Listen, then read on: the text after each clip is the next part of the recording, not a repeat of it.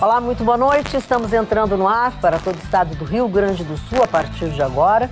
O seu programa preferido, seu programa que traz a notícia comentada, o programa que às vezes tem bom humor, outras vezes tem mau humor, mas ele está sempre aqui, de segunda a sexta-feira, junto de você com as informações. O Jornal da Pampa, que terminou agora há pouco, trouxe algumas informações. Nós agora passamos para esse horário, trazemos outras informações, trazemos os comentários das notícias, enfim. Fique conosco, que eu tenho certeza que você não vai se arrepender. Vamos às manchetes? Pois o parlamento britânico toma a iniciativa e cria várias propostas para tentar fazer com que a Inglaterra saia na boa da comunidade europeia. O Ministério Público Federal pede que Temer e mais 7 sejam reconduzidos à prisão. E Feliz Bolsonaro Day, a hashtag que bombou no Twitter hoje. Os valores simbólicos da visita do presidente Bolsonaro a Israel. Fórmula 1, a Ferrari perde uma corrida no Bahrein num mega azar. E a Michele Bolsonaro, num jantar beneficente, recebe do senhor Safra, o homem mais rico do Brasil, o cheque de R$1 milhão. E o mistério, o vídeo pró-ditadura militar que foi divulgado no dia 31, no domingo. Mistérios, como diria aquele programa de televisão, naquela novela, mistérios. Mário Baixão. Da meia-noite. Vamos começar pela notícia boa, que é R$1 milhão, primeira-dama do país. O ex-presidente da Cirela, Eli Horn, né, que organizou para Jair Bolsonaro e a mulher dele, a dona Michele, que aliás eu sou fã de carteirinha dela, um ato beneficente que seria apoiado para o NIBS, que é uma entidade beneficente da comunidade judaica. E aí o José Safra, né, que é um banqueiro, o homem mais rico do Brasil, botou a mão no bolso e deu mais de R$1 milhão para essa entidade. E tem mais, ela se sentiu mal, afinal teve uma crise da labirintite e saiu antes, né? Então isso aí vem mostrar a ligação do Bolsonaro com a comunidade judaica. Foi um jantar beneficente com a presença dele e da mulher, e aí ela fez as solicitações e o Safra deu R$1 milhão. Mais do que nunca, né? Primeiro que eles são brasileiros, ele é presidente do Brasil, ali não tem, no Brasil tem todas as decidências, ele não tem restrição a ninguém. Eles esperavam R$5 milhões, mas a cifra ultrapassou em muito. Sim, só R$1 milhão. Só o Safra, pobrezinho o Safra. Pobre, o Safra fica com muita pena dele, mas enfim. Vamos continuar no Bolsonaro, hein? Porque o Bolsonaro's Day. Como todo mundo sabe, hoje é 1º de abril, conhecido como Dia da Mentira, e alguns internautas na rede favorita do presidente, que é o Twitter, onde ele se manifesta para toda a nação, resolveram criar a hashtag Bolsonaro Day, que fala a respeito das declarações mais preocupantes e às vezes até falaciosas pronunciadas por Jair Bolsonaro. O vídeo que mais foi compartilhado, e essa hashtag já passou os 40 mil posts na rede social, o principal vídeo que foi divulgado foi onde ele fala, numa entrevista há um tempo atrás, que ele era homofóbico sim. E depois aparece ele falando em pronunciamento nos Estados Unidos que ele não era homofóbico não. Então, justamente no 1º de abril... Eu gostei da tua franja. A franjinha dela sofreu uma crise. Repete mais uma vez, então. Em uma entrevista anterior, ele falou que ele era homofóbico, sim. E na outra, ele falou que não era homofóbico, não, lá nos Estados Unidos. Foi muito engraçado. Foi muito boa, né? Grande fase, a dona Ana. Grande fase. A franja foi sensacional. Quem entrou na brincadeira foi o Haddad, que foi o adversário dele político, e falou que Bolsonaro era a pessoa mais honesta que ele conhecia. E temos o tweet da rede social do próprio Fernando Haddad, e também uma que polemizou bastante foi o @KitGay, que falou: vocês já repararam que o Jair Bolsonaro se esqueceu de mim? Estranho, ele não acaba, é fácil esquecer do que nunca existiu. Foram algumas das piadas que aconteceram no Twitter durante todo o dia, neste 1º de abril no Brasil. Mas o Haddad fazendo elogio? Eu acho que tem alguma coisa errada aí, porque fazer piada com o presidente Bolsonaro no dia da mentira, quantos que foram retirados de lá passaram 20 anos mentindo? O próprio Lula disse: não existe alma mais honesta do que eu. Tem uma mentira mais maior que essa? O Haddad foi o pior ministro da educação que nós tivemos, distribuiu cartilhas aí com preconceito de gênero, fazendo pregação, foi o pior prefeito de São Paulo, escolhido o pior prefeito do Brasil e o pior prefeito da história de São Paulo, e esse cara vem fazer gracinha na internet com o Bolsonaro, que está há 3 meses no governo. Muito bem, eu acho engraçado. Muito bem, senhor Gustavo. Como é o primeiro de abril? Vamos seguir nessa vaga, porque é só coisa do Bolsonaro, ou é xingamento, ou é piada, tá virando um circo isso. E não é 1º de abril, foi no dia 31 de março, depois de a semana passada o governo Bolsonaro determinar que os quartéis comemorassem os 55 anos do golpe militar de 64, a justiça entrou no jogo, uma juíza mandou suspender, que não teria como fazer essa comemoração, mas no sábado foi liberado, né, foi cassada essa liminar, e no domingo foi publicado um vídeo na rede social do filho do Bolsonaro, do Eduardo Bolsonaro, e também num canal de comunicação do próprio Planalto, no qual a gente vai mostrar para vocês um senhor já de idade, dizendo que viveu aquela época, e quem viveu aquela época pensa como ele, dizendo que não foi propriamente um golpe militar, e sim que o exército salvou o Brasil da implantação do comunismo, que sim, era uma época de exceção, era uma época de medo, mas era uma época de medo em função de tudo que acontecia. O engraçado de hoje é que o Planalto diz que não vai se manifestar a respeito do assunto, o próprio vice-presidente da República, Hamilton Mourão, disse que não viu o vídeo, ninguém sabe quem é o ator do vídeo, quem é que fez, de onde surgiu. Quem é o personagem que fala. Quem é o personagem, quem fez o vídeo e tudo mais, e o vice-presidente disse que não viu, mas que foi uma determinação do próprio presidente da República. Se a gente tiver, a produção tiver o vídeo... A decisão do presidente foi de divulgar, de fazer, de Dá comemorar. Dá pra gente dar uma olhada, vamos ver? Se você tem a mesma idade que eu, pouco mais, pouco menos, sabe que houve um tempo em que o nosso céu de repente não tinha mais estrelas que outros, nem nossa vida em nossos campos e bosques mais flores e amores. Se você é jovem, já deve ter ouvido isso dos seus pais. Mas, se você quer mais detalhes, quer depoimentos, quer ter certeza de que isso é verdade, faça uma pesquisa. Consulte os jornais, revistas, filmes da época.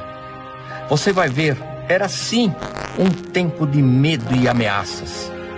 Ameaças daquilo que os comunistas faziam onde era imposto sem exceção. Prendiam e matavam os seus próprios compatriotas. Havia, sim, muito medo no ar. Greve nas fábricas, insegurança em todos os lugares.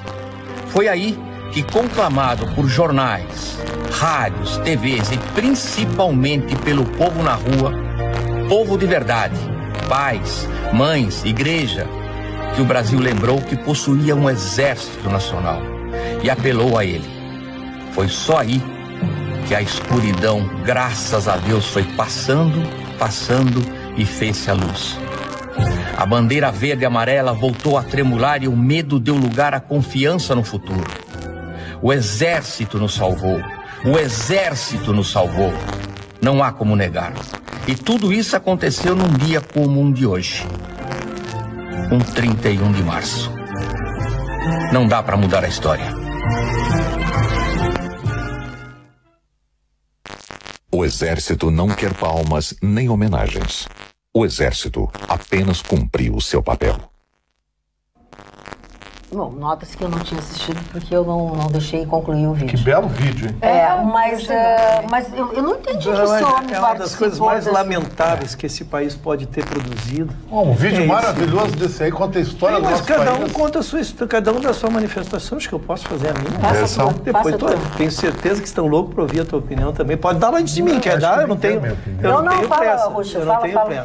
Eu quero dizer que primeiro que uma das manifestações mais lamentáveis que eu já vi, e não vou dizer oficiais, porque todos os órgãos oficiais do governo hoje negaram a autoria, não se sabe quem é o autor desse vídeo. Então, se fosse para ser um vídeo oficial, se respeitaria, se faria uma crítica, se faria uma análise de quem o fez, né?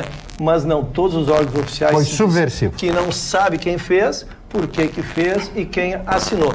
Então eu me manifesto sobre o que eu vi aqui. Não condiz com a realidade, não condiz com a verdade, né? É um desrespeito àquelas pessoas que foram mortas, é um desrespeito às pessoas que foram agredidas, é um desrespeito às famílias que hoje choram por suas perdas. A gente querer remontar uma história que está escrita nos anais, pode ser lida, escrita pelos próprios canais competentes, então os fatos não podem ser deturpados. É isso. Mário Barcelos.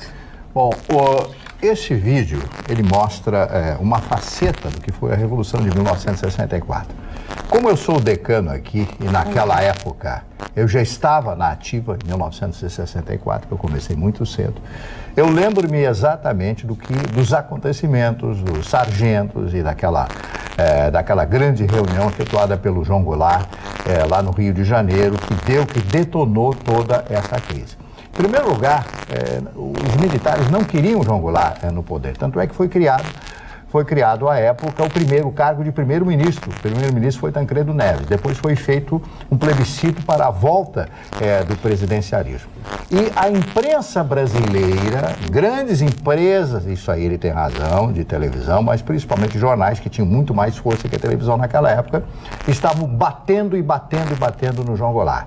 Já havia acontecido em Cuba, em 1959, a queda de Fulgêncio Batista com a dominação de Cuba. Então, os Estados Unidos, à época o presidente em 64 era o presidente Johnson, Lyndon Baines Johnson, estava preocupado com a situação do Brasil, que estava se encaminhando, segundo o que se pensava na época, para um caminho ao comunismo. Eu, sinceramente, não acredito nisso.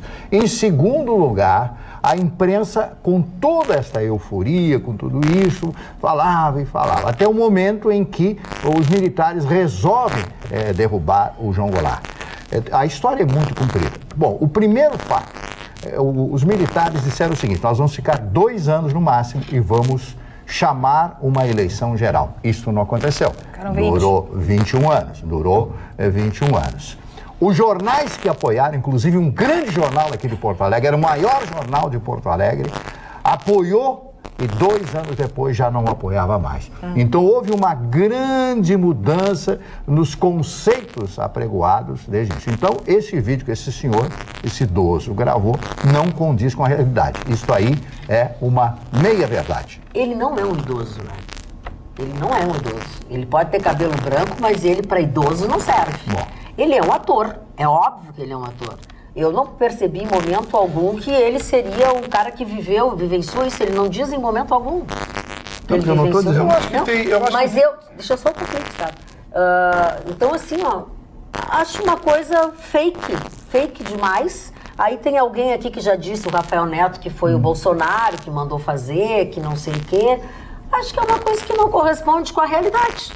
Sabe? E tá muito bonitinho, muito arrumadinho, assim, tá muito bonitinho. Técnico. É muito técnico. Isso aí não retrata a verdade. Não corresponde a que realidade? Ele leu um texto. Exato. Porque ele é um ator. Que lê um texto. Ele não é culpado de nada. E aí, qual é o problema? Um ator lê um texto.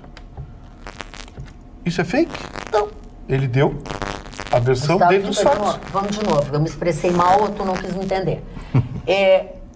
Primeiro que ele teria sido uma pessoa que vivenciou isso. Ele não vivenciou isso. Vivenciou pela idade dele, vivenciou. Que idade ele tem, Vitorino? Eu concordo com o Mário. A idade dele é acima de 65 anos. Aquele cidadão tem mais de 65. Mais de 70. Quantos anos ele tinha nessa época? Não, Magda, a questão não é quantos anos ele tinha nessa época, não 64. 64 durou 21 anos. Qualquer pessoa que tenha mais de 50, 55, vivenciou a época do regime militar. Tu me dá licença de ter minha opinião? Tá bom, pode continuar com a tua. É só porque eu tenho eu tenho a dele, eu tenho que ter. Eu acho o seguinte, tem fatos irrefutáveis. Vamos aos fatos incontroversos. Os militares assumiram o poder. Houve um regime militar. Esse é um fato incontroverso. Outro fato incontroverso. Morreram civis, militantes e morreram militares. Outro fato incontroverso. Existia necessidade de uma ação? Sim, existia. Basta ler os jornais a partir de 62, 63, para ver que o país estava degenerando. Esculhambação de sindicatos, briga em frente de fábrica, tiroteio, o país estava vivendo um caos. A ingerência cubana era acentuada? Sim. o João Goulart se aproximou da China e se aproximou de Cuba. Outro fato em conteste, estou dando fatos históricos, não estou fazendo julgamento. É que nós estamos falando do vídeo, mas vamos... Que morreu gente... Não, estou dando fatos sem controvérsia. Que morreu gente nos porões da ditadura militar, sim, morreu gente nos porões da ditadura militar. Que morreram militares fuzilados por militantes de esquerda, morreram. Alguns morreram fuzilados em frente à própria família. Que militantes de esquerda foram torturados, militantes de esquerda foram fuzilados por próprios militantes de esquerda, acusados de serem informantes. Então, assim, foi um momento tenso, um momento ruim do país, foi um momento tenso, ruim do país. O que não pode é ficar contando só um lado da história. E até agora só se conta um lado da história. O que estão fazendo agora é contar o outro lado e as pessoas decidem como opinar. E só para a gente trazer uma análise, saindo um pouco do fator histórico certo ou errado, o que isso demonstra, porque o Planalto Central divulgou esse vídeo através de um WhatsApp oficial, uma fonte que acaba divulgando para jornalistas, apenas jornalistas cadastrados e tendo a aceitação dos veículos, porque eles têm que passar por um processo de identificação para não ter nenhum compartilhamento desnecessário de informação. O que surpreende foi que os jornalistas receberam, perguntando quem é esse homem do vídeo, quem teria feito, porque não tem nenhuma informação no vídeo. Isso supõe uma certa desorganização do governo, porque o Mourão, hoje ele está como a entidade máxima aqui do nosso país, ele está, porque o Jair Bolsonaro está em Israel, ele acabou em exercício. Sim, e ele acabou até se pronunciando sobre isso, e daí ele fala que foi o Bolsonaro que mandou, mas daí o jornalista questionou, mas o Planalto Central não quis dizer que foi o Bolsonaro, não falou quem é o outro. Ele falou, eu nem vi o vídeo. Então, isso demonstra que as pessoas que estão no governo não têm ciência do que de fato acontece lá, o que demonstra o que a gente vem falando há muito tempo, que falta assessoria, falta conversa e falta articulação política nesse sentido. Deve ter crise no governo Bolsonaro por causa desse vídeo agora também. Mas ninguém sabe quem é, ninguém viu, tá parecido com o governo do PT, ninguém sabe, ninguém viu, ninguém consegue dizer quem é. O que o Bolsonaro tem a ver com isso?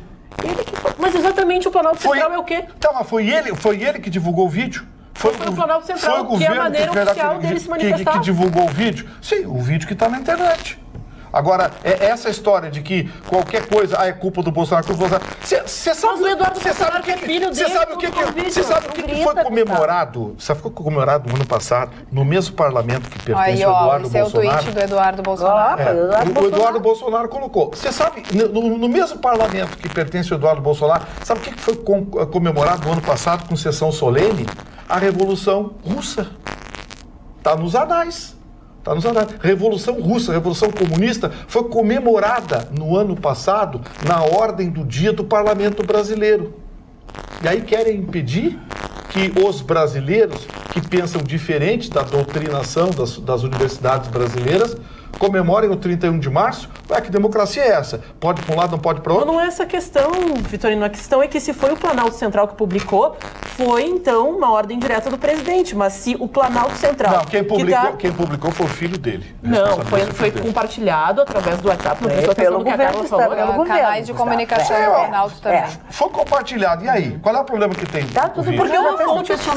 Vamos dar voz aos votos. Qual é o problema que tem o vídeo? Vamos a manifestação dos nossos telespectadores 999-777-001. Primeiro, Darcy de Porto Alegre. O ano de 1964 já é passado. Acho que os dois lados erraram. Vamos ver o futuro do Brasil. O que devemos ter em mente é que não deve acontecer mais ditadura. Nem de esquerda, nem de direita, Darcy de Porto Alegre. Parabéns, Ruxa. Você falou a verdade sobre esta vergonha que foi a ditadura brasileira. É a opinião do Marcelo de Guaíba. Durante a ditadura foram 400 mortos, mais ou menos. Claro que é de se pensar, mas e os 60 mil por ano que morrem também não é um desrespeito, mas não vejo tanto lamento, diz o Cesário de Gravataí. Meus parabéns, Ruxa, tu tens razão, o nosso outro telespectador. E por fim o Jonathan. Boa noite, bancada. Minha infância foi no militarismo e foi a melhor infância que alguém pode ter tido. Hoje sou um adulto feliz e íntegro por ter tido essa infância. Parabéns ao militarismo, diz o Jonathan Porto Alegre. A dona Lídice diz, acredito que vão falar sobre o... Não é isso que a dona Lídice diz. Dona Lídice diz o seguinte... Estavas falando também, o doutor Vitorino simplesmente cortou a fala para dizer bobagem. Que outro lado teria? Que só fala o regime militar. O doutor Vitorino precisa esclarecer melhor.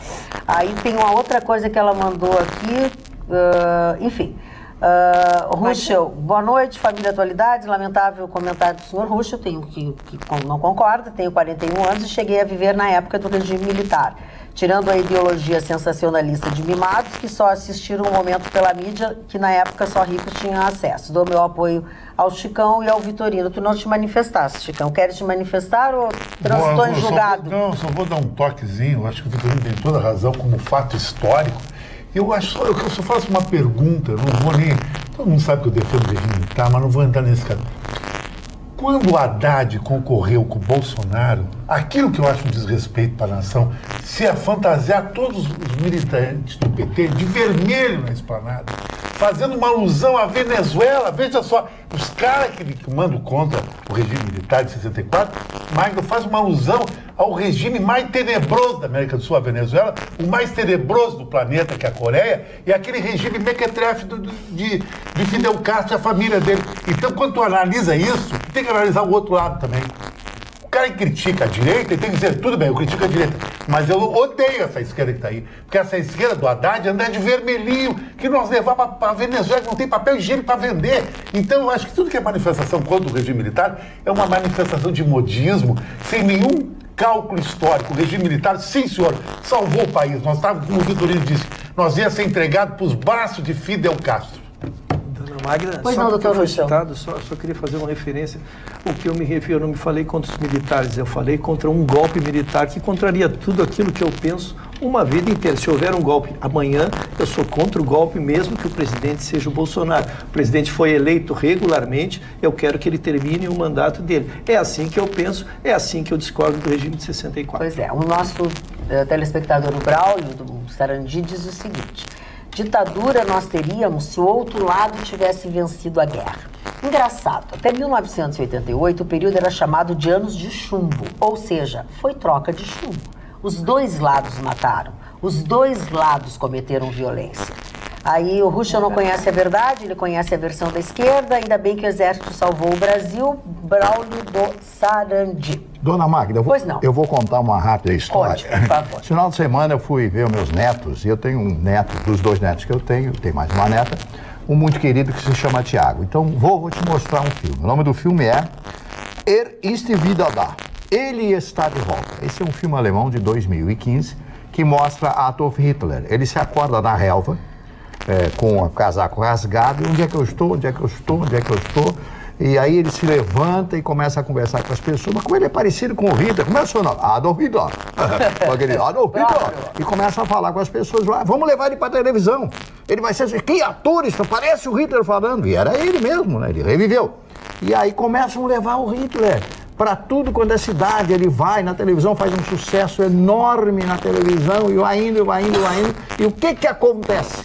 Ele começa a falar as mesmas coisas que ele falava na implantação do regime nazista na Alemanha. E as pessoas começam a acreditar.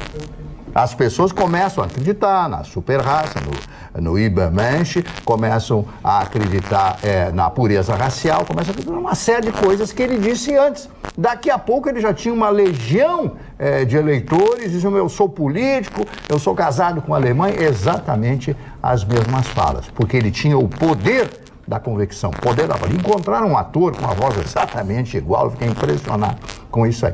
Então, quando você fala uma coisa, isso o ministro da propaganda, o Joseph Goebbels, eu já falei dessa frase do Goebbels aqui, que era formado em filosofia, ele era doutor, ele tinha uma técnica toda especial na semântica, especialmente na língua alemã, ele dizia o seguinte, não importa o fato, importa a versão de como você conta alguma coisa. Exatamente. Como você conta alguma coisa? Se eu posso contar, fazer uma elegia à ditadura militar, colocar lá em cima a ditadura militar, como também posso dizer exatamente o contrário.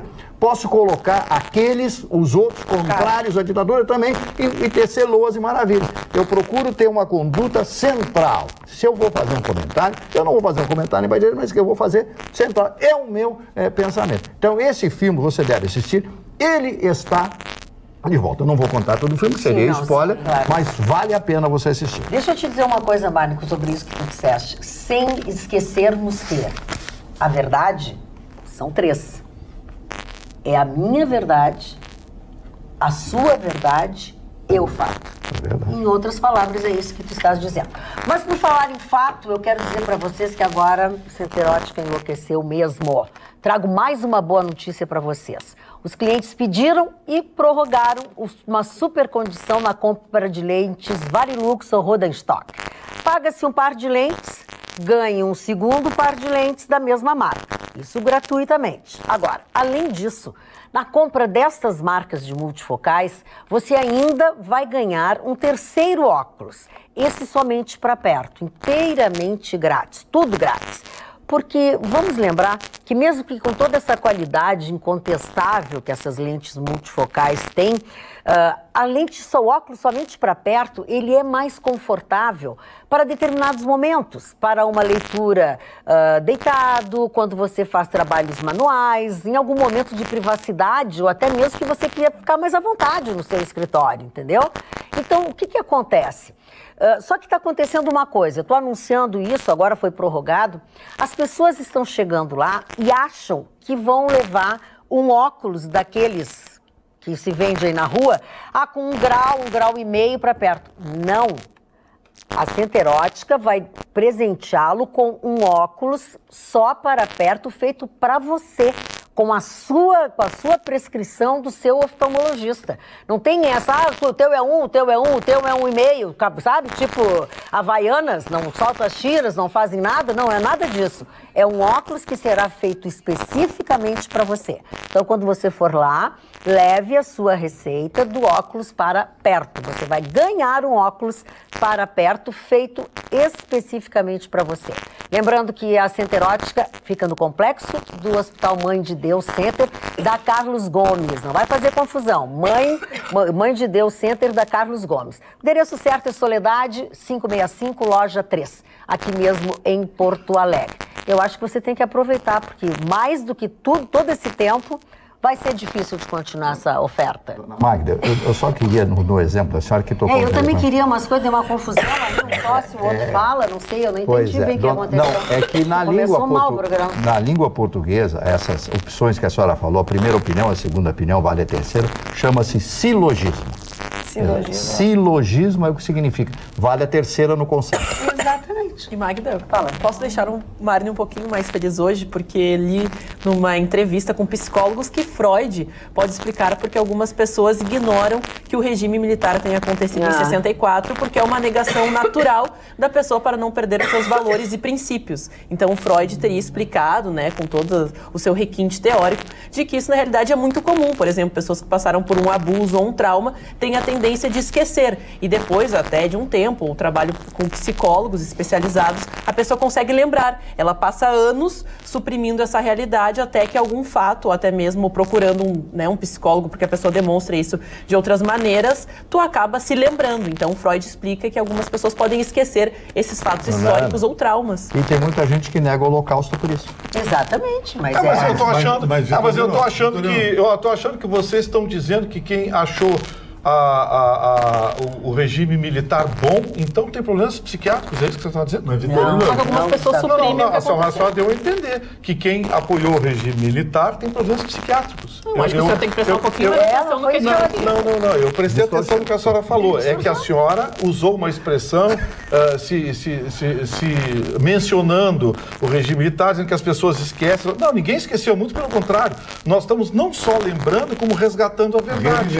A própria imprensa, o que a Ana disse é que as pessoas, sejam da ditadura, do regime do exército ou da casa da mãe Joana, as pessoas não querem se lembrar dessa época. Ela não disse isso, Gustavo Vitorino. Bom, todos nós entendemos uma coisa. É isso, Marne? Sim.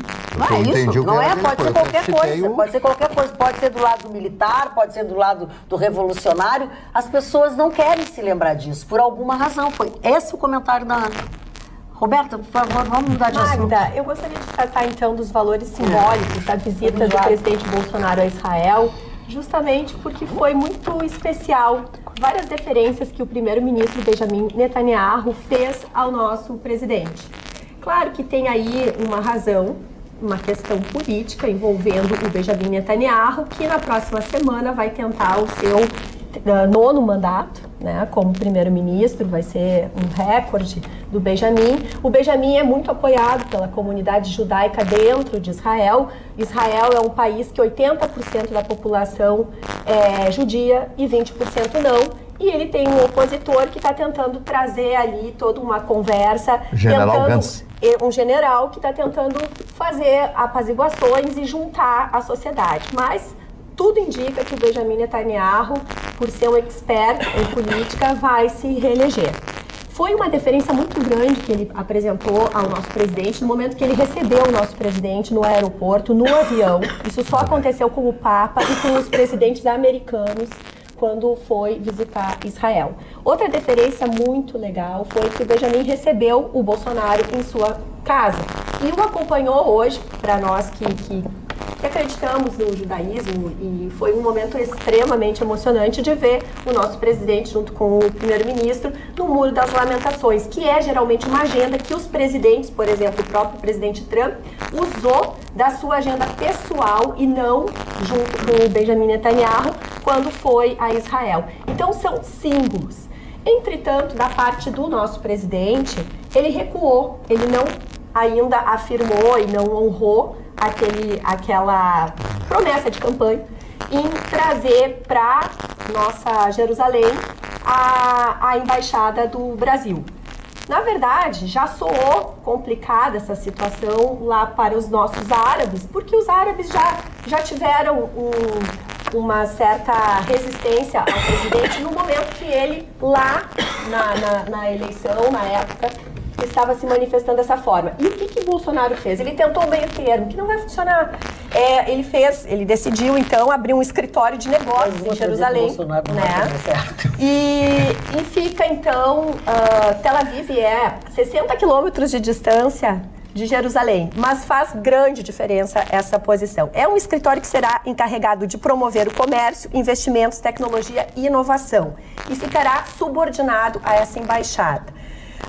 Além disso, foram assinados vários acordos entre Brasil e Israel. Entre eles, houve uma cooperação de ciência e tecnologia muito importante, segurança pública, né? Uma cooperação em questões relacionadas à defesa, acordos sobre serviços aéreos, cooperação na área de saúde e medicina até 2022 entre os dois ministérios, tanto o Ministério da Saúde israelense quanto o nosso. Vai haver aí uma troca bem interessante. E também a respeito de agropecuária e aquicultura.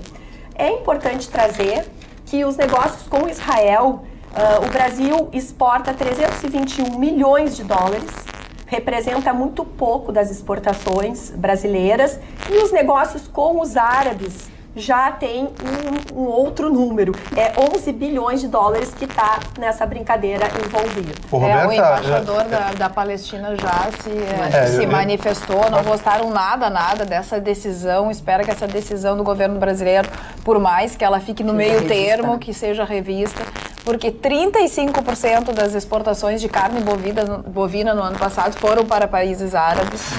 Frango 40% para países árabes. O açúcar também. Então, assim, é realmente uma questão. A questão comercial, ela fica bem abalada, porque não tem nem comparação o que se exporta de uma parte e de outra parte. O Bolsonaro, ele fez lambança. Ele fez um discurso de campanha e essa história de Israel, tudo bem se aproximar de Israel, ótimo, vão vender para eles, vão trazer tecnologia deles, ótimo, tudo bem. Mas comprar a briga com os árabes, eu acho que foi burrice. Tanto que ele está tentando consertar agora. Não sei como é que ele vai consertar. Não sei, porque ele pode ser assim, a alternativa vai ser o seguinte: ele vai manter a embaixada em Tel Aviv e vai abrir um consulado em Jerusalém. Não é nem escritório de negócio. Vai ser sabe? Amenizou. Do tipo, olha, fiz lambança e vou consertar como der. Esse escritório de negócio também em Taiwan, que foi um jeito que o Brasil tentou. Mas assim, para não comprar briga com a China, árabes, eu acredito que a lambança, então, usando o termo do Gustavo, já foi feita. Então, uma vez que já foi feito, então pelo menos honra a tua decisão. faz a embaixada aí para Jerusalém e vão peitar, porque afinal de contas eu acho que não é mais Roberta, eu acho que não, Roberta, sabe por quê? Os países, a Liga Árabe é muito forte. Se a Liga Árabe disser não vamos comprar mais nada do Brasil, a gente perde dezenas de milhões de dólares num piscar de olhos. Não, foram 8 bilhões de superávit. Não pode... 8 bilhões. Não pode fazer. Ele vai ter que consertar, não sei como. Essa é uma trabalho que a gente fez com a Liga. Agora eu vou contar um negócio pra você, Marne Barcelos. Você não sabe o negócio. Você sabia que componentes dos mísseis israelenses são feitos de uma empresa brasileira? Sério? No Rio Grande do Sul? Isso. Em Porto Alegre? Olha só.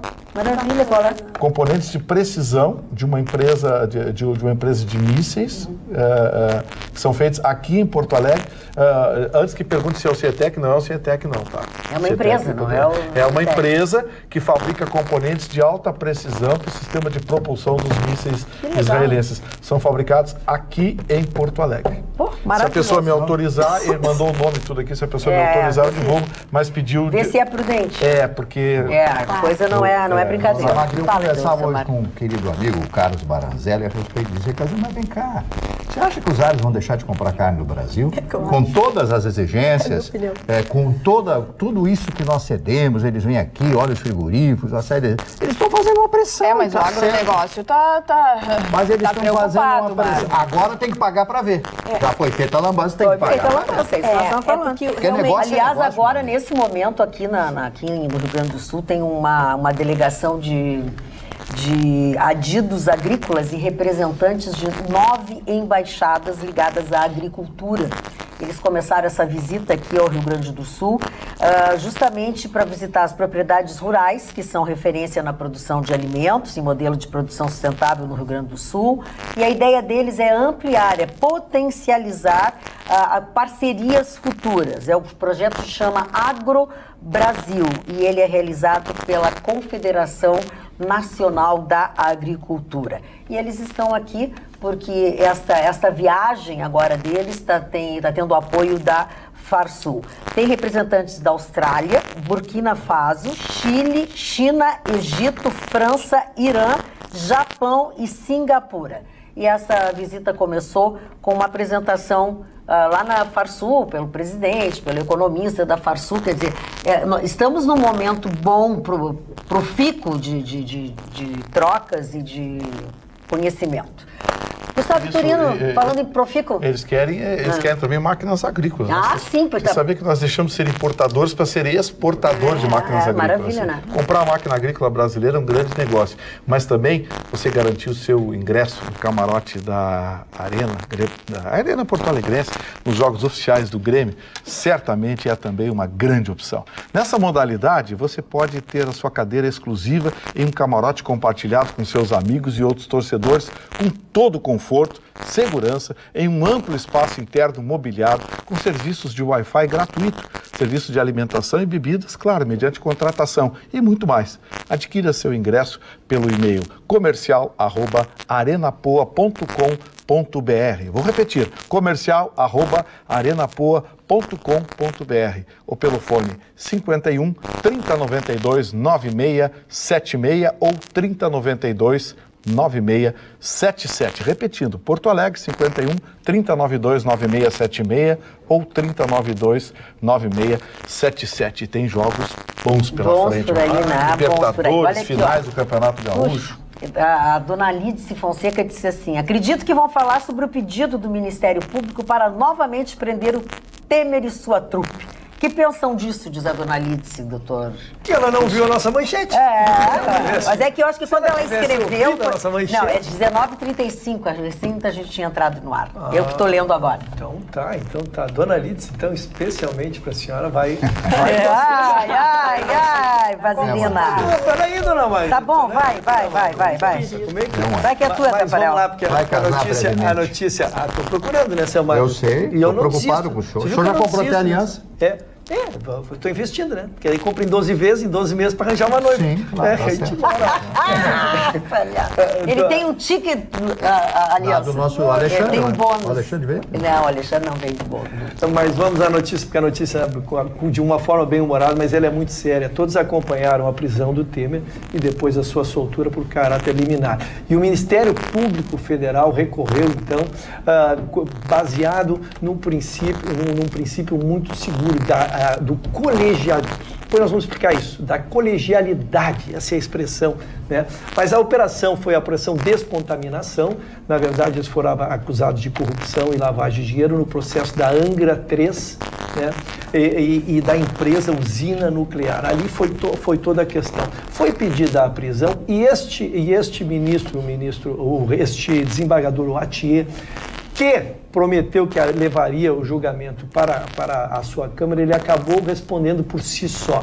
E aí que está baseada toda a inconformidade do Ministério Público Federal. Primeiro, que ele contrariou um princípio que a Câmara vinha mantendo desde o início da Lava Jato no Rio de Janeiro. Nenhuma decisão, nenhuma soltura foi decidida individualmente pelo desembargador até agora. Todas eram levados para o colegiado. Estamos falando dos processos originados do Rio de Janeiro. Todas eram levados para o colegiado. E este desembargador resolveu tomar esta decisão sozinho. Segundo, ele teria, ao se precipitar, esse é o termo do Ministério Público Federal, ao se precipitar, ele teria deixado de ouvir o Ministério Público Federal, então, que iria se manifestar e também justificar as suas razões, e teria deixado de se abeberar do conhecimento dos seus dois parceiros que compõem a Câmara.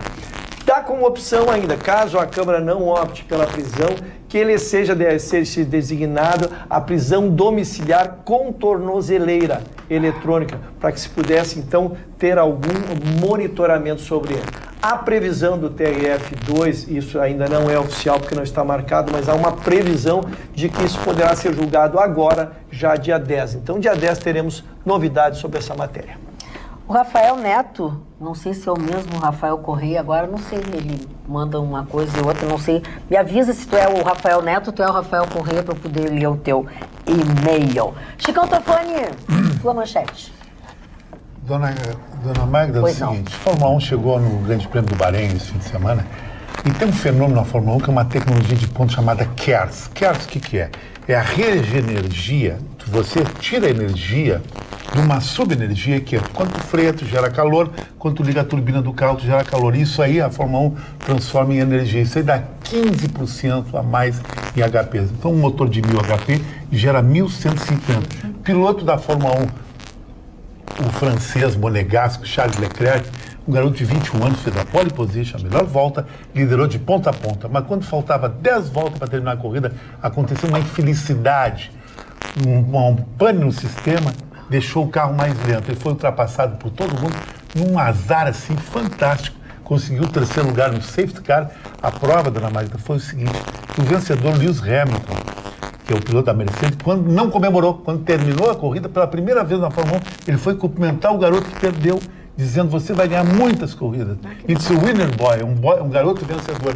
Então foi uma coisa muito legal isso que aconteceu em termos de emoção. E outra emoção foi David Beckham.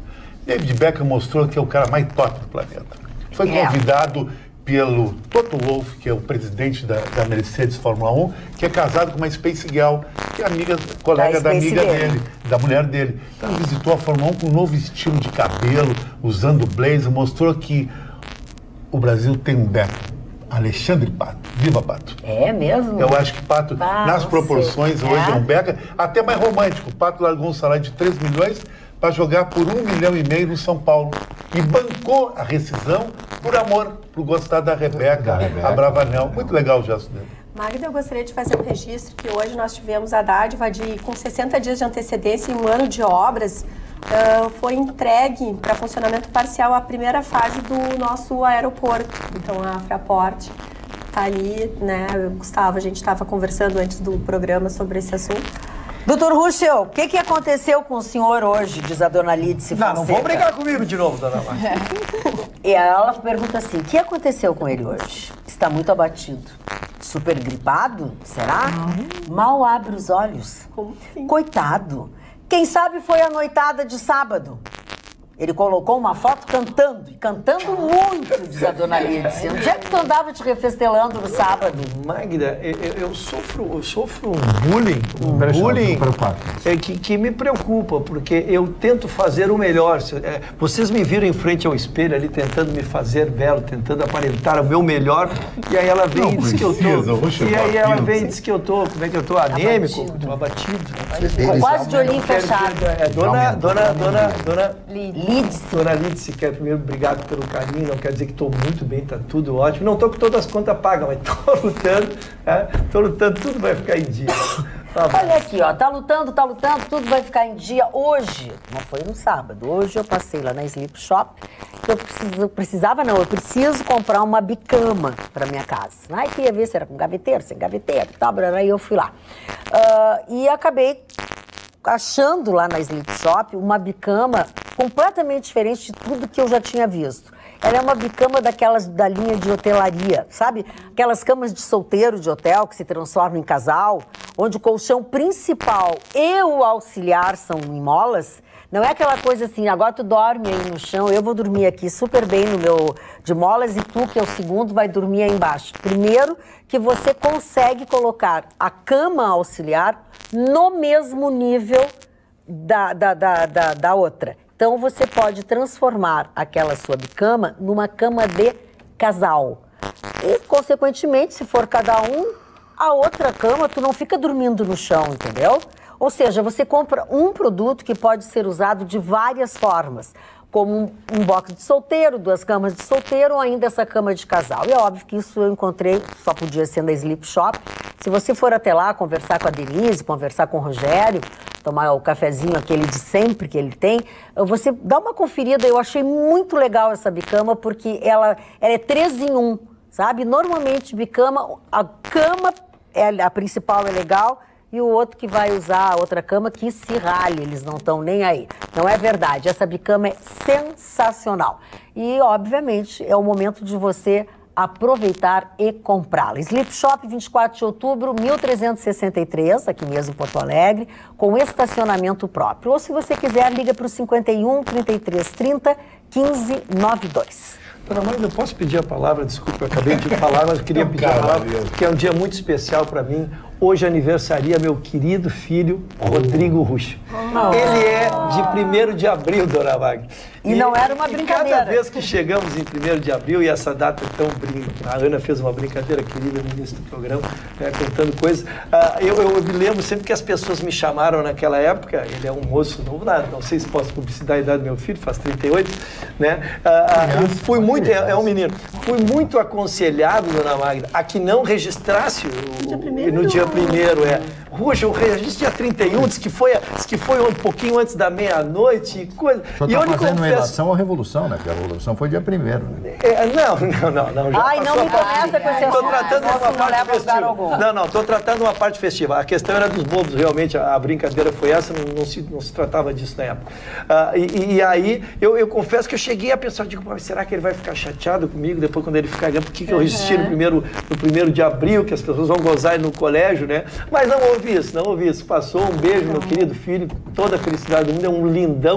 Tenho filhos lindos, Dona Magda. Neto feliz, muito feliz. Também lindos. Também. Não, mas ele tem filho? Tem um filho. Tem um filho, é pai do meu primeiro neto. Tem, afinal? 3 filhos, 3 netos, Dona Magda. Cada filho me deu um neto.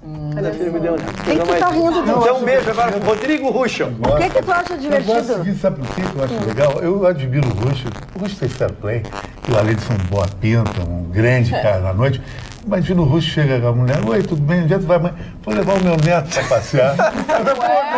Mas graças a Deus, mas é a Carla tem uma filha de quantos anos? De 24. Não, mas o Russo assume isso, eu acho muito legal. Ainda bem que ela não pensa em ter filhos.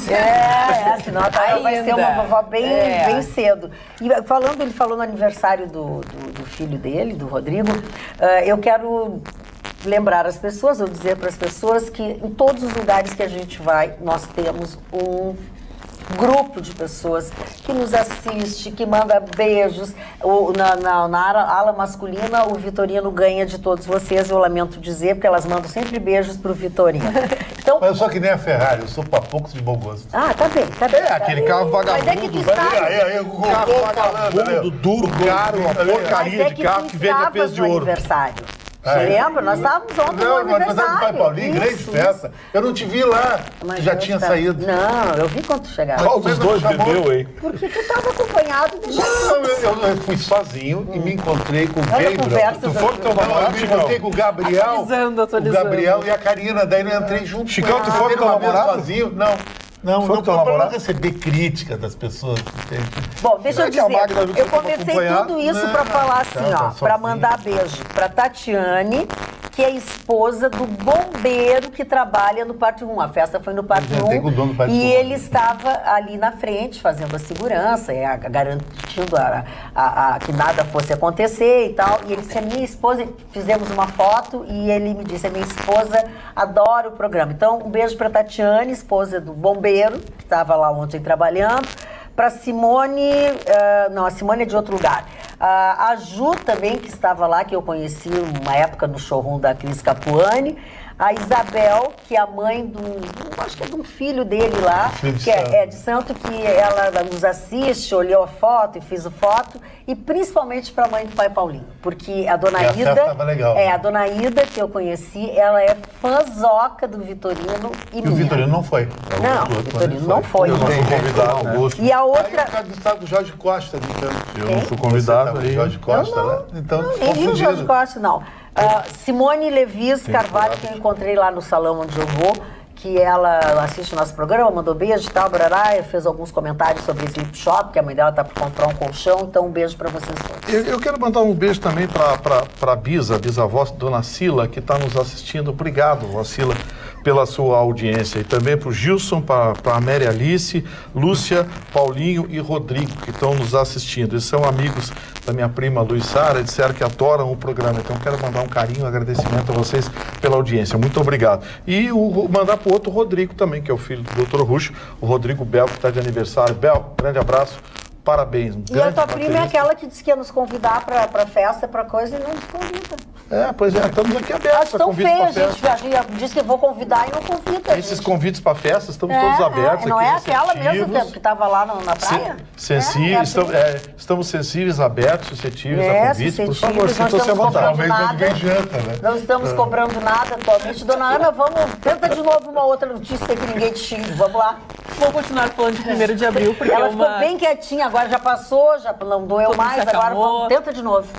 O Meia Hora, um famoso jornal popular do Rio de Janeiro, fez uma capa hoje em alusão ao 1º de abril, porque ontem o Flamengo se consagrou, então, campeão do Carioca contra o Vasco, mas só que o Meia Hora colocou Vasco é campeão e a foto dos meninos do Flamengo. Só que o que causou ainda, vamos dizer assim, porque a gente fala, o Rio de Janeiro é uma bagunça, o Rio de Janeiro nada é organizado, porque o governador estava no estádio, assistiu toda a partida de camarote, ela foi decidida nos pênaltis e talvez pela emoção não deu tempo de chegar até o gramado e o Flamengo estava todo posicionado, todo mundo lá querendo a taça e o governador não chegava.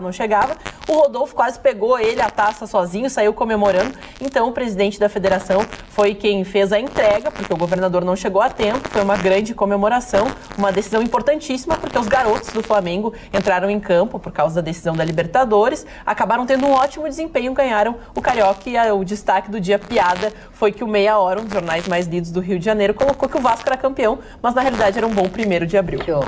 Agora, só um comentáriozinho do Chicão, que é o intelectual de futebol da mesa. Ô, Chicão, tu entendeu a forma do Campeonato Carioca? Não, é complexa demais.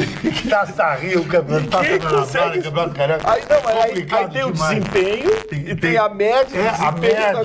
Aí a média do primeiro e da segunda. Bom, esse campeonato tem que ter muita média.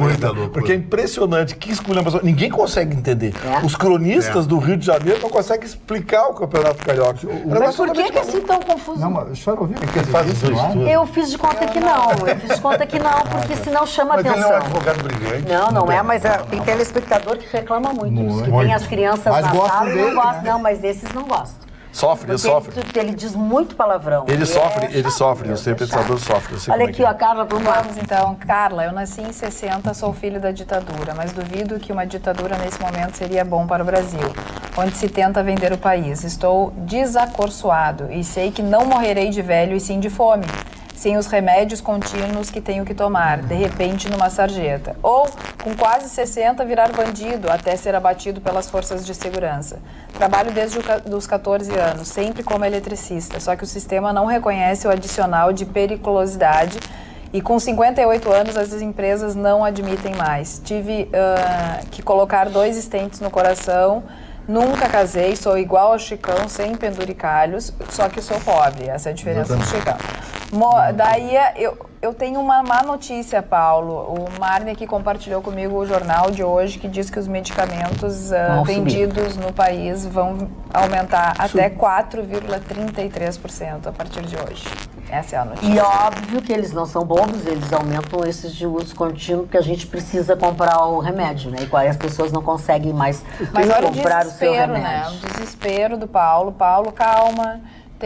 Tem que ter tranquilidade numa hora dessas. As pessoas estão precisando desse tipo de serviço. Como eletricista, tem muita gente que precisa. É legal ir nos condomínios, nesses condomínios que tem muita gente, colocar o teu nome na internet, disponibilizar o teu contato, procurar, né, pessoas que possam te ajudar e te indicar, porque realmente é um serviço que está sempre precisando. Eu vejo dentro do meu condomínio, no grupo de WhatsApp, as pessoas perguntam, eletricista, marceneiro, esse tipo de serviço, as pessoas estão sempre realmente E essa coisa do remédio também, que a gente estava falando agora, as pessoas se comunicam e tu consegue... Eu tenho um amigo que teve câncer, teve leucemia, bem grave, e não se conseguia um medicamento, não se conseguia, pois uma pessoa familiar de alguém que teve e tinha esse medicamento caríssimo, essas injeções caríssimas,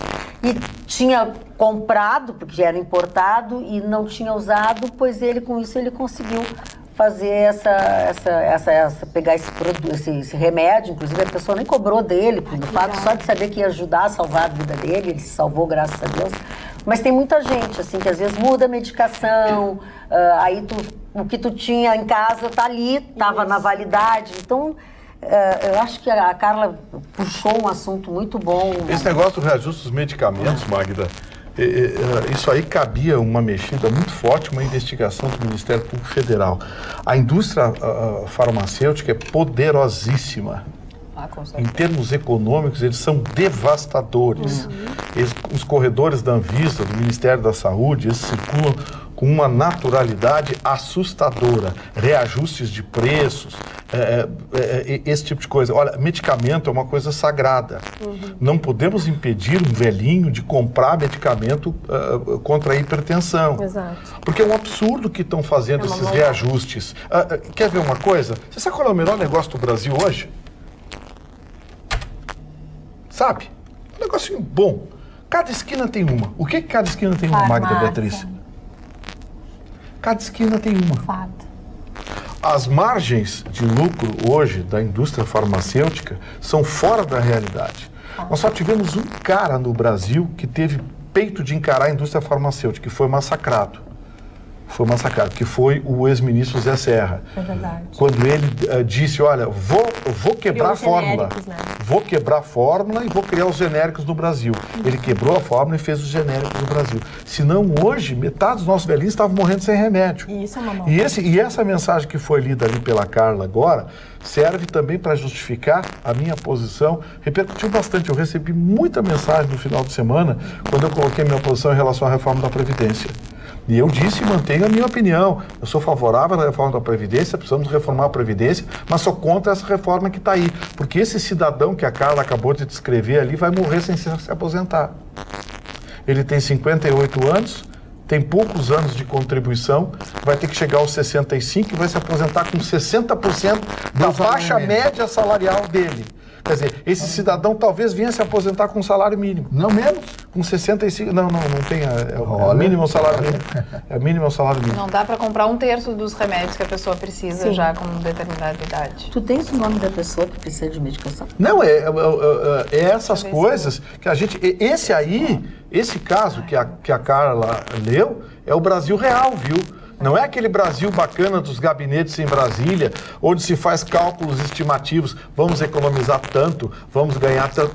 Não é esses gabinetes refrigerados de burocratas em Brasília que pensam em cima de números para agradar os políticos de cima. Não, esse é o Brasil de verdade. Então, seu Guedes, eu gostaria que o senhor ouvisse um pouco dessas pessoas e não a turminha que está em volta do senhor. Essas pessoas que representam o Brasil que tem que ser respeitado, ou seja, a cidadania. Se é para matar os velhinhos, então diz logo. Diz logo, nós queremos eliminar a geração de brasileiros com mais de 70 anos, queremos que morra logo. Diz logo, então.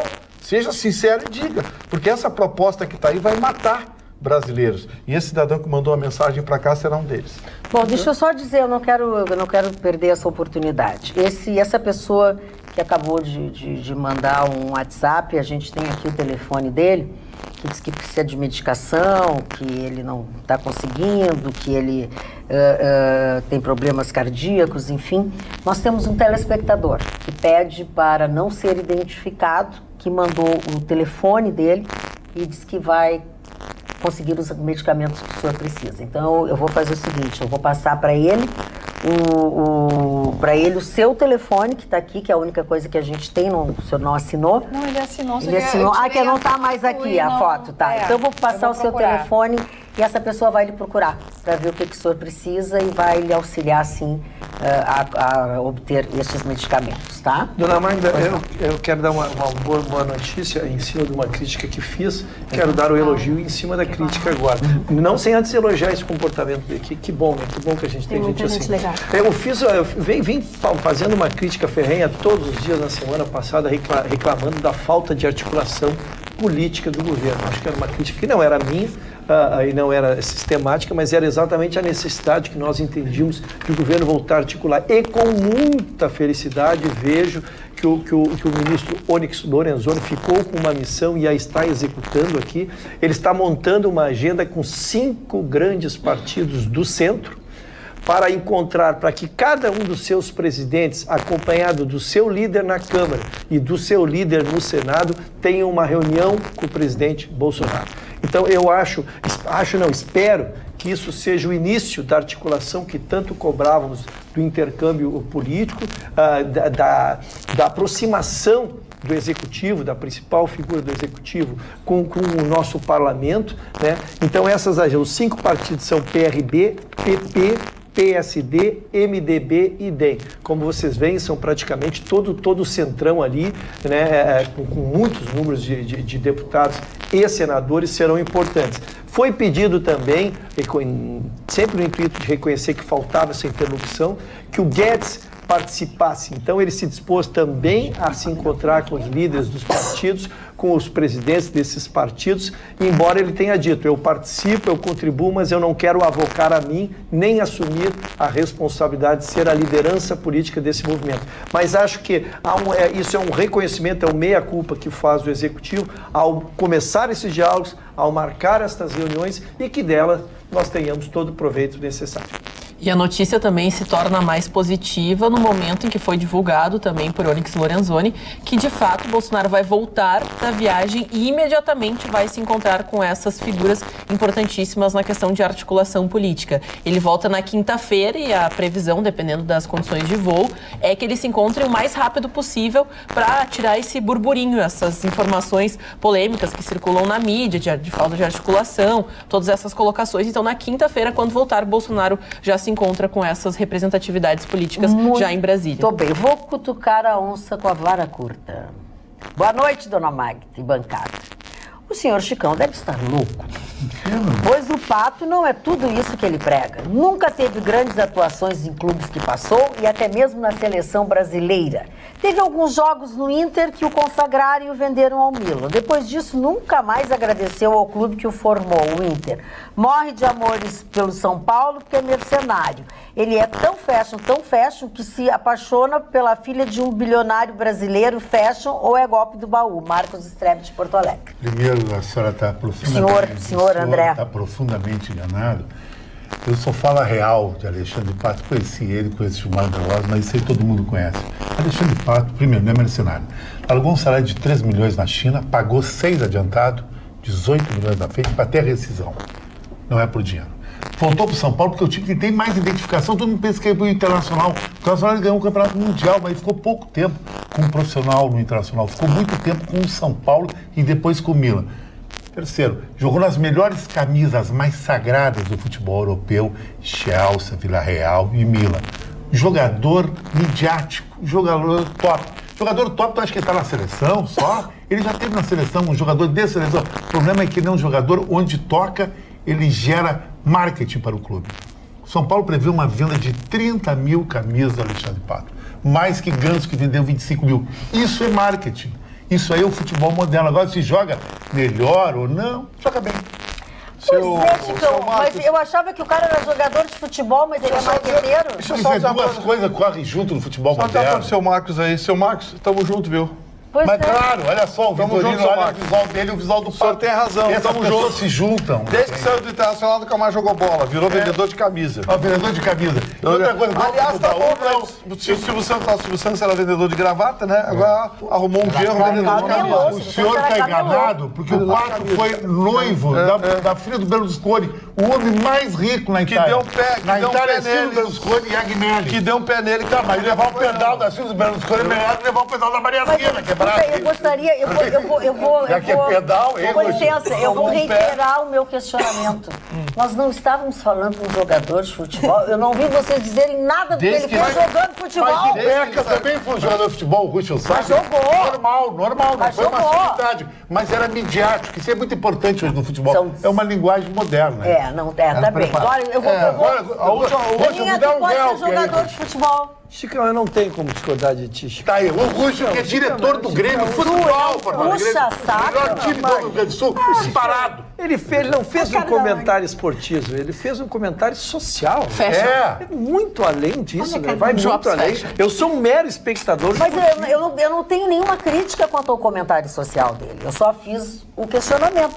Eu achei que estávamos falando de um jogador de futebol. Que também joga bola. Mas pouquinho. Então, se ele faz tudo isso, não... Ninguém vai pagar 1.800.000. Mas ele é marqueteiro. Mas é o marqueteiro associado a um jogador de futebol. Ô, seu Marcos, tamo junto, seu Marcos. Olha só.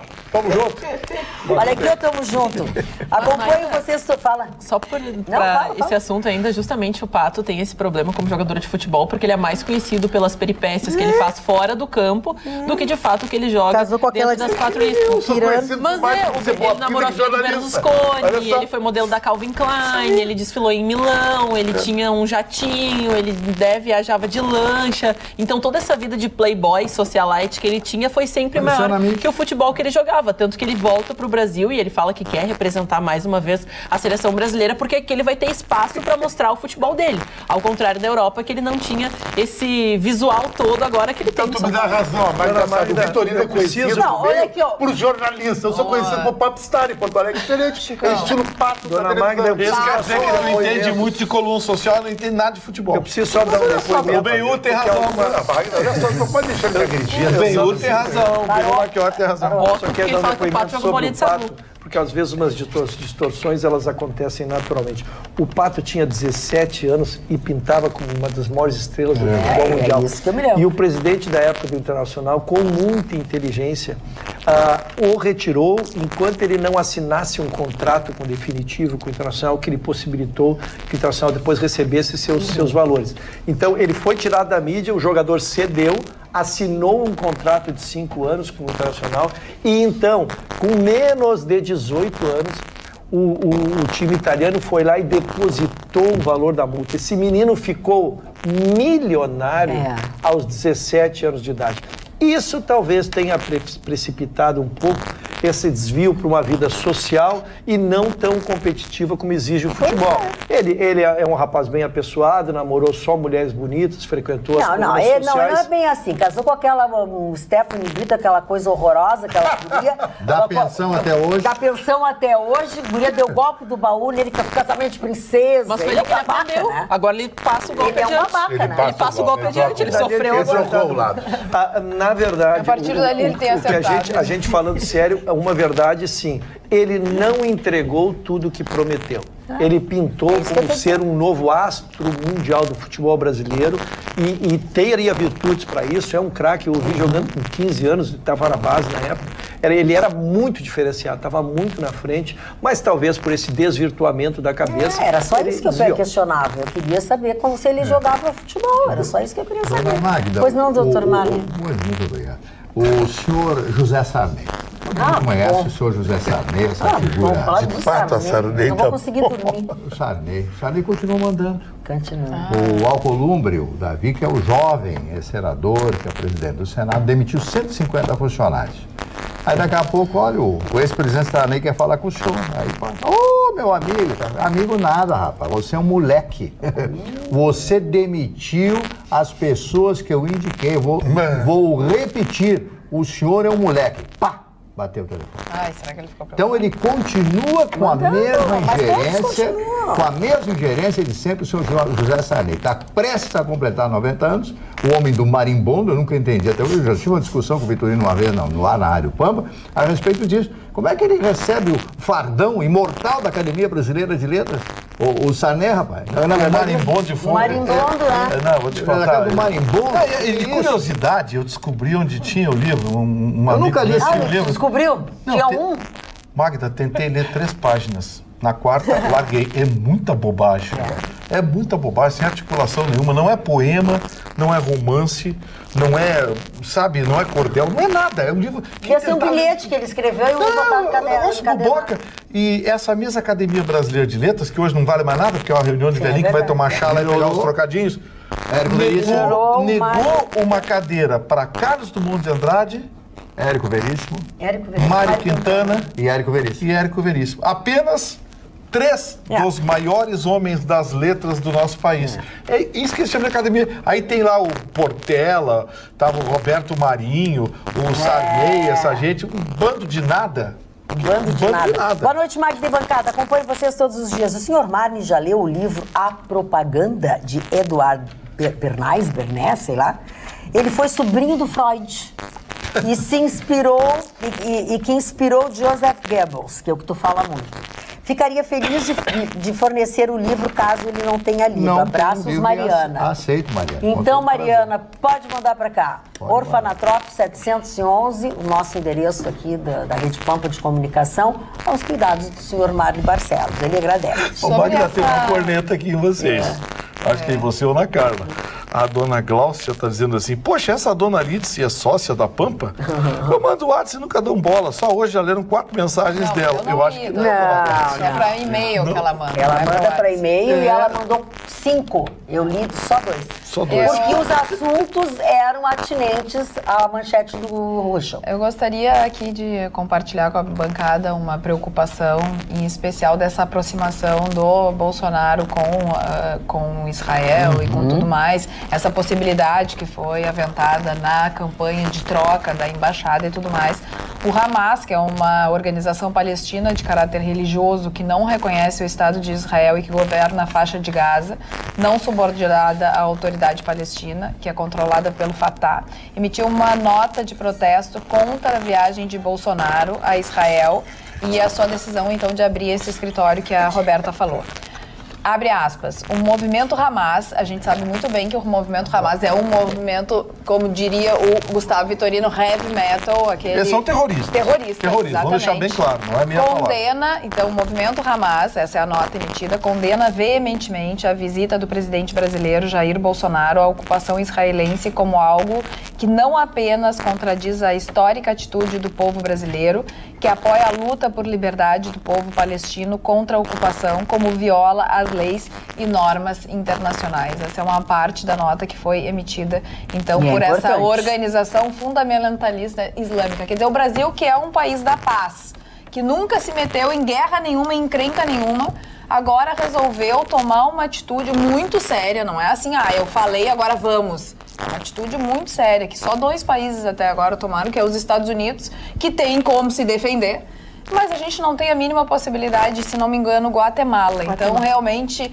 eu acredito que essa situação, ela não é simples, ela é muito complicada e que tomar essa decisão não é simplesmente, e tem sim um caráter ideológico e religioso, porque hoje, na chegada a Israel, ele disse que acabou a ideologia dentro do país, acabou de um lado, mas se iniciou de um outro. Então, acredito que a gente tem que ter muito cuidado com relação a isso. O Bolsonaro foi procurar sarna para se coçar. Essa é que é a verdade. E arranjou. Porque ele vai se incomodar muito com isso. Em vez de ficar aqui cuidando da casa... Eu acho que se alguma mensagem tem que ser levada a sério, seria do governo da Palestina.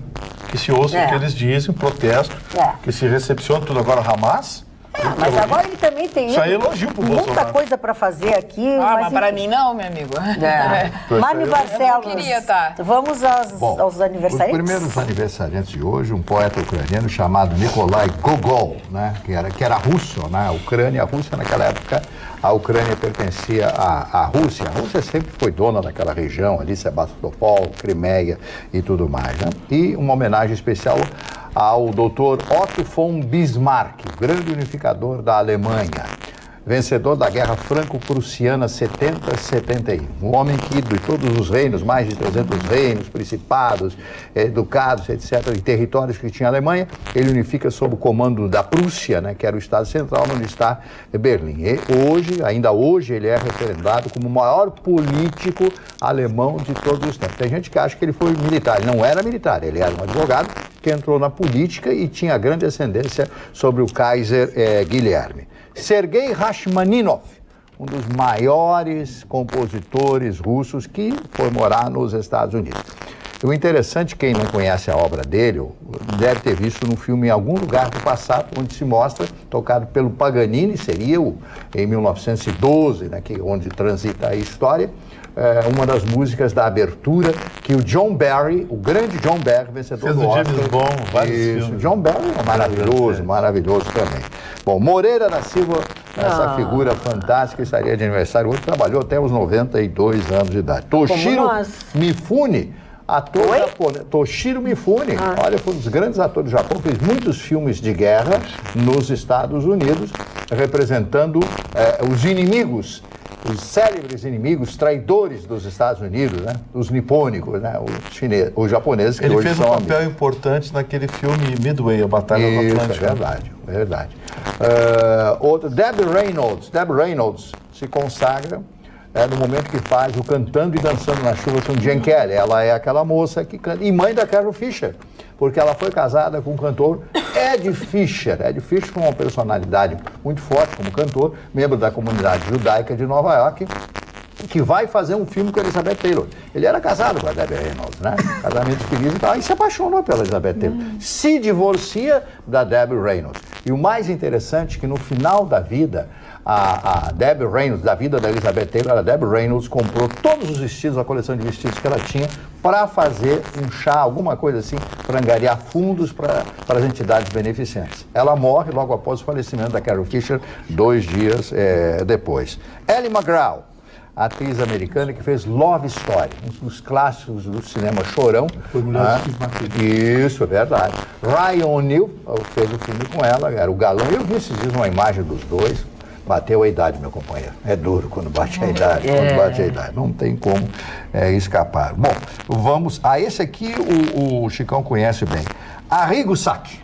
Arrigo Sacchi foi o grande técnico do Milan, da seleção italiana, e criou o padrão italiano moderno de futebol, que antes era um futebol meio brutucu, Brucutu, quer dizer. Agora... Mas para aí, agora já veio o cara. Não, vai, Mari, continua, Mari. Jimmy Cliff, o jamaicano, o grande Jimmy Cliff, sucesso no mundo inteiro com seu ritmo. Brucutu. Ana Maria Braga, a grande apresentadora da televisão, que hoje completa 70 anos de idade, Ana Maria Braga. Um abraço, beijo para Ana Maria Braga, continua trabalhando. José Marciano, da dupla Mineiro e Marciano, que faleceu recentemente, agora, né? O Marciano faleceu este ano, né? O Marciano, né? Estaria de aniversário hoje. A cantora britânica Susan Boyle, que participa de um programa de calouros e se torna um fenômeno mundial. Astrid Fontenelle. Astrid Fontenelle está completando hoje 58 anos, né? O tempo passa para todo mundo. E o Versolato, Ocimar Versolato, Chicão. É uma grife. Uma grife. Uma personalidade mundial. São esses os aniversariantes. Dona Magda, eu queria dar 2 drops rapidinho. Um de Magda Beatriz e outro de Jerusalém. Jerusalém, eu vou repetir só um texto de 10 segundos. Não vou dissertar sobre Jerusalém, se é história... Dissertar. É muito importante, você tem que assistir um filme chamado Cruzada, com o meu ídolo Orlando Bloom. Ali conta por que Jerusalém é batalhada tanto pelo árabe, pelo cristão, para os judeus e tudo. Agora vou falar de Magda Beatriz. Eu? Uma coisa interessante. Ai, sexta-feira... Não me ajuda. Não me ajuda. É uma coisa que foi de domínio público. Todo restaurante? Sexta-feira, na Catedral VIP de Porto Alegre, na Padre Chagas, um monte de amigos meus jantando junto. E um diz assim, Chicão, vou aproveitar, mas visto tu dizes na televisão, Magda Beatriz é a mulher mais sensacional que tem, eu sou louco por ela, é a sedução em pessoa, blá, e tu vai dizer o nome meu na televisão, ela vai dizer, é verdade, Léo Meira, teu fã número 1. Ah, tá. Tu conhece bem, Léo Meira, trabalhou contigo no programa. Trabalhou com o Clóvis Duarte. Leozinho não dá. Leozinho não dá pra entender. Leozinho, não é querido Leozinho, ué? Não, super querido. Tava no Peru agora, fez uma viagem muito legal. Nós encontramos com ele na festa. Ele falou da festa lá. Na festa que o Russo estava bem acompanhado. Comigo e com a dona Ana. Comigo com a dona Ana. Eu era um homem feliz na época dos fatos. Ai, que maravilha. Olha só, a que ponto nós chegamos. A que ponto nós chegamos. Quero fazer as pazes com a dona Magda. Não, tá junto comigo. Me ajuda que eu quero fazer as pazes com a dona Magda. Vou te dizer o seguinte. O seu Hernani Miranda diz assim, boa noite, o programa começou quente. Sugiro colocar o vídeo do craque Ruschel tocando Roberto Carlos. Grande amigo e ótimo advogado, Hernani Miranda. O Ruschel, a partir de amanhã, vai trazer o violão para cá. E o violão deve ser certamente mais silencioso que o celular dele. É verdade. Ele vem cantar amanhã. Ele vai trazer o violão. Só o Chicão pode me ajudar. Não, o Chicão não vai te ajudar. Querido, tu e dois corações e toda a Magda. Eu tenho que jogar no lá, porque ela é a patroa aqui. Então eu vou dar notícia para a dona Magda. Ela tá aqui. Quando eu dou a resposta na bancada, então, faça. Pro trabalho aqui. Faça. Dona Magda, foi criado um sistema eletrônico para vistoriar e fiscalizar se estão sendo pagas as multas da Lava Jato. Nós temos a expectativa de receber 1,3 bilhão em multas. Então esse sistema, em muito boa hora, já está vigorando. Ele vai dar seriedade e celeridade ao processo, porque nós podemos fiscalizar através da tabela que diz, né, o pagamento dessas multas, porque muitos delatores foram soltos baseados nessas multas. Eles acordaram a delação e o pagamento de uma multa. E esta multa, em alguns casos, foram até parceladas em 12 vezes, 24, que são músicas. Mas tem que pagar, né? Exatamente. Pagar, né? Então, em muito boa hora. E esse sistema é um sistema complexo, porque ele dá o número de parcelas que faltam, ele dá a penalidade, pode se fiscalizar então, porque às vezes eles estão pagando a multa, mas não estão obedecendo outra das cláusulas acordadas quando da delação, dá o número de processos por relator, o número de advogados para ver se está centralizando em algum advogado para também se fiscalizar isso. Então é um sistema muito bom, muito moderno, com essas especiarias que a modernidade nos traz, né? E está atrasado e se aferiu então que tem 94 milhões atrasados em pagamento. Isso oportuniza que se peça, então, em não sendo obedecidos, pode ser pedida a prisão dos delatores que possivelmente estejam soltos e estejam com essas verbas atrasadas. Então, repito, o valor, porque ele é extraordinário, 1,3 bilhão é a expectativa de recebimento em multas e vem sendo pagos regularmente, agora com uma fiscalização maior. Muito bem, muito bem. Só me dá uma abertura aí, dona Magda? Ela não quer dar abertura. Não, uma abertura não. Ela dá corte só. Pode falar. Tá certo. Hoje, numa solenidade, a Fraport mostrou o que está fazendo no aeroporto Salgado Filho. E eu lembrei de uma coisa que eu e o Marlon temos dito aqui ao longo dos anos. Alemão, né? A gente até falou alemão, olha, a empresa alemã ganhou, anotem, 6 meses vai ter um novo aeroporto. Está quase. Metade das obras prontas e a Fraport anuncia até o segundo semestre desse ano, Marlon Barcelos, praticamente todas as reformas, incluindo a desativação do Terminal 2, apenas o Terminal 1, onde a Azul opera, o Terminal 2 vai operar somente... E aqueles murais que estão ali no aeroporto velho, para onde tudo vai ser reaproveitado, as obras estão ficando ótimas, o prédio de estacionamento está sendo erguido, a ideia é entregar o prédio até o final do ano, e mais, a Fraport só não vai entregar a pista porque a Prefeitura de Porto Alegre precisa resolver aquele problema das vilas que tem ali. Isso é remover aquelas pessoas. Não, mas a Prefeitura está prometendo até o final do ano entregar a área limpa. E a Fraport diz que em menos de um ano entrega a pista pronta. Quando eu fico lembrando, Mari, que nós estamos há 15 anos lutando com a reforma desse aeroporto, eu penso assim, privatizado, se tudo correr bem, 2 anos, aeroporto novo, com pista... Queriam fazer um aeroporto novo que ia custar bilhões. Tudo pronto. Exatamente. Tudo pronto. Isso era uma ideia do Tarso Genro e seus Blue Caps, né? Que queriam levar lá para Nova Santa Rita, lá. Tinha interesses. Aquela coisa. Interessa. Obra grande, sempre tem coisa grande. Então, assim, eu estou imaginando o seguinte... A gente pode ter em 2 anos um novo aeroporto, com pista, com tudo, tudo porque veio uma empresa estrangeira, a Fraport. A diretora da Fraport no Brasil é uma... eu não lembro. É sueca. Acho que ela é sueca. É sueca ou ucraniana, eu não lembro. Mas ela fala um português bem sofrível. Bem sofrível, mas mostra olha, ela disse, se nos entregarem a área, nós aprontamos a pista de 8 a 12 meses. Entregamos a pista. Pô, os caras falavam em obra de 5 anos para a nova pista. O aeroporto novo vai levar... Não, e eles falam há 10 anos nos 5 anos. Nos 5 anos. Quer dizer, olha a diferença, Mari, em ter gestão. Gestão, uma coisa que a gente cobra aqui. Porque aí o que acontece? Faz a licitação, aí impugna a licitação, aí está na justiça, aí um juiz senta em cima do processo, não sai eliminar, para tudo. Olha as obras da Copa. Olha as obras... Não terminaram até hoje. Até hoje não terminaram as obras da Copa em Porto Alegre. Por quê? Porque tem uma coisa, tem um juiz sentado em cima de uma desapropriação, tem não sei o que lá, tem... falta rebimboca da parafuseta, falta remover uma guanchumba lá que o meio ambiente não deixa. Pô, é um saco isso. Que isso, Gustavo Torino? Dá pra melhorar a qualidade do teu texto? Tá difícil a operação. Tá muito cada vez pior. Isso aqui, né, Dona? É uma esculhambação. É uma esculhambação própria. Senhor Vitorino, como é o nome da erva daninha que o senhor falou? Guanchumba. Guanchumba? Você não sabe o que é guanchumba. Garoto, não vai explicar o que é. Tu não vai explicar. É aquele negócio compridinho que dá dentro da água do banhado. É aquele negócio compridinho que dá dentro da água do banhado. Dentro da água do banhado. Seu Mário, por favor, uma notícia que tenha significatividade. Total. Com a bênção de Jesus. João de Deus pediu e Jesus atendeu. Que isso? Jesus Corrêa, presidente do INCRA. Sua fazenda Dom Inácio, invadida pelo MST, foi considerada produtiva pelo general. O general Jesus Corrêa. Petistas haviam requerido a desapropriação das terras logo após a prisão desse senhor, desse médio, esse João de Deus. Agora, como é que o camarada ganha tanto dinheiro enganando? É que a ignorância coletiva. É impressionante. As pessoas acreditam. Mas sabe o que é? É o desespero. Isso que eu ia dizer. É o desespero das pessoas. É não saber como fazer, sabe? O livro de autoajuda é mais ou menos isso. O cara tá empenhado, engatado, não ganha ninguém, tá sozinho. Nós falamos de coisa séria. Paulo Coelho, bababá. Paulo Coelho não faz autoajuda. Ele não dava de contar o nível, tá muito.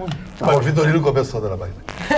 Passou pelo Russo, foi contaminado. Mas eu tô quieto aqui, Chico. Não, agora tu tá quieto. Comeu maçã no Tu sabe que tem, depois de terminar o programa, tu sabe que tem... A Magda me convidou para uma reunião com o diretor da escola. Depois da repreensão, o senhor tomou uma repreensão. Ao vivo em coisa. Eu tô muito abalado, Não, ele se abala, mas continua fazendo a mesma coisa. Eu já não tava num bom momento. Agora, com a ameaça da Dona Magda, tá pior. Vai ver o que te espera no cantinho ali. É verdade. A gente falava do João de Deus, né? Infelizmente, nesse final de semana foi divulgado através de um programa de televisão de um caso de um tatuador que teria então assediado mais de 15 clientes no seu estúdio.